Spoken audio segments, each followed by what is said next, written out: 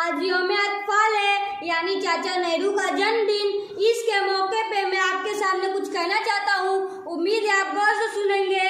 14 नवंबर 1889 को इलाहाबाद में एक ऐसे बच्चे ने जन्म लिया जो आगे चलकर आज़ाद हिंदुस्तान का पहला वजीर आजम बना।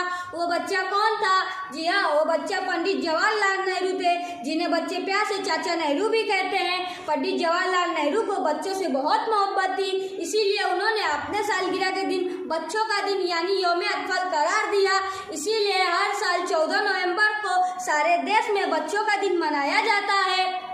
पंडित जवाहरलाल नेहरू के पिता का नाम मोतीलाल चंद नेहरू था। वो इलाहाबाद के मशहूर वकील थे।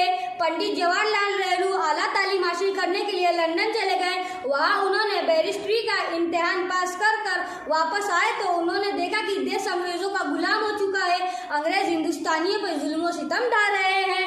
तब उन्होंने महात्मा गांधी और मौलाना अब्दुल कलाम आज़ाद के साथ मिलकर तहरीक आज़ादी में सरगर्म हिस्सा लिया।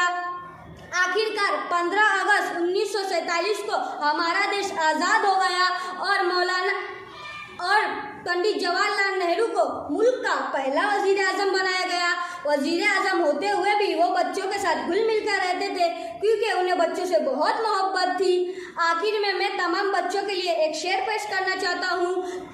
जुगनू को दिन के वक्त परखने की जिद करे, जुगनू को दिन के वक्त परखने की जिद करे, बच्चे हमारे अहद के चालाक हो गए हैं। शुक्रिया।